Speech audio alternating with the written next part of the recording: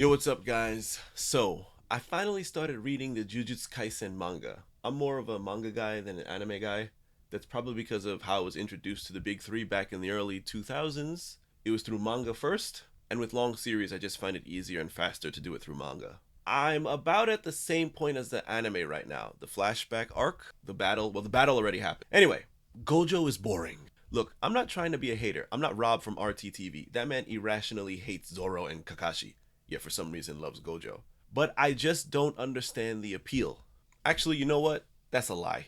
I do understand the appeal. 12-year-old me would think he was the coolest thing ever. But he's essentially perfect, and that's boring. He's super powerful, and of course, looks cool and is good looking. And so he has all these things that would make him popular. And I think that's really what it comes down to, is that people love him because he's like super good looking and like super strong. Oh my god, he's so cool and strong.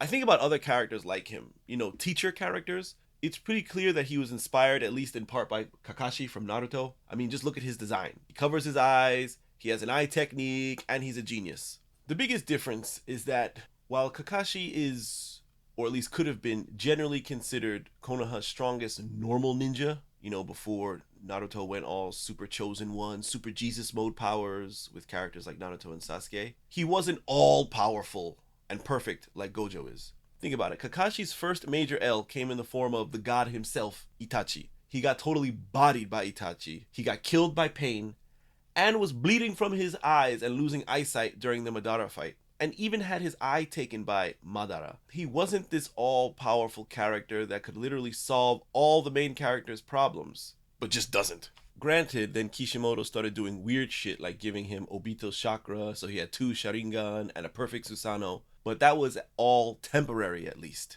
Also, speaking of Itachi, in terms of power, Itachi could have been considered Gojo-like, but Kishimoto had enough sense to put nerfs on him. He wasn't openly an ally for most of the series, and when we found out that he was actually dead already. Kishi made it so that his techniques took a toll on him and he couldn't spam them all the time. Kishi gave him a terminal disease. Like, it took him being a zombie for him to actually show really kind of his power unbound. And then there's Gojo, a man that in his character description has been described as being able to be good at anything he tries, so he just doesn't try anything.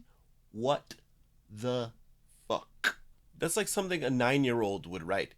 My character, he's like super perfect and he can do anything and he's like unbeatable. Like, yeah. He's also kind of a chosen one type character that was born with the perfect eyes that go along with the ultimate technique. I mean, kind of like the Sharingan, except no downsides. He can literally solve all the problems and kill any enemy. So Akutami has to come up with lame ass excuses to keep him out of the fight. At least Yamamoto in Bleach, he was the head of the military, right? The head of the military does not go out and fight a whole bunch of battles. That's just not how it works. He only appears when absolutely necessary. Plus, his power is so great that he causes massive damage, right? He can't be out here swinging his sword and doing shit because it'll cause too much collateral damage. I'm fine with teacher characters being way stronger than the students. They're supposed to be.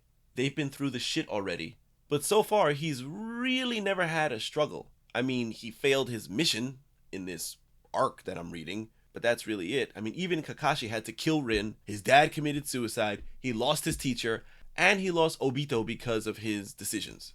In terms of power, Gojo is actually kind of similar to one other character that I know, and that's Hiko, Seijiro from Rurouni Kenshin. Kenshin's master is without a doubt the most powerful character in the series. It's not even close. But because he's so powerful, he doesn't have much of an active role in the series. He's seen in flashbacks, he helps Kenshin finish his training, and that's basically it. One of the reasons he isn't so involved is because he knows the power of Hiten Mitsurugi. That's why he won't ally himself with any cause, because that power will eventually get exploited by those in power, right? So he basically just excludes himself from all of the stuff. And even then, we know how hard Hiten Mitsurugi is on the user. And so we know that this man had to train like crazy to get to the mastery level that he has. And he had to kill his own master to do it, right? That's the whole thing. Learn the final technique, end up killing your master, take over his name. Gojo just is. Gojo, he is him. I mean, he had one major technique that he couldn't really master, and then suddenly, because he was near death, he masters it. The fuck? That's it? It would have been better if Akutami left it so that reverse curse technique, or whatever it's called, I'm still having difficulty with the names of techniques and all that kind of stuff. But if that was the one thing he sucked at, if he was just like, yeah, I am really bad at this thing, Then, now this dude is able to heal his brain while using his new technique, which allows him to constantly put out curse energy or something like that. It's like, really? You just, oh, now I'm just ultimate. Because I am him. If Gojo took a similar role to Hiko, where he's far removed from the day-to-day goings and issues of sorcerer life, I'd probably be okay. But this dude is in the thick of it. There is nothing stopping him from just killing all the bad guys and solving the problems. What are the authorities gonna do to him? Nothing. He just doesn't. I don't know, for the sake of the next generation or some shit like that. I think it's just bad writing. Granted, I have around almost 200 more chapters to go, so things could change. But as of right now, that's how I feel. Let me know what you guys think. Am I just a hater? A Gojo hater? Put me up there with Rob from RTTV? Or, no, is that a reasonable take? By the way, no hate on Rob from RTTV.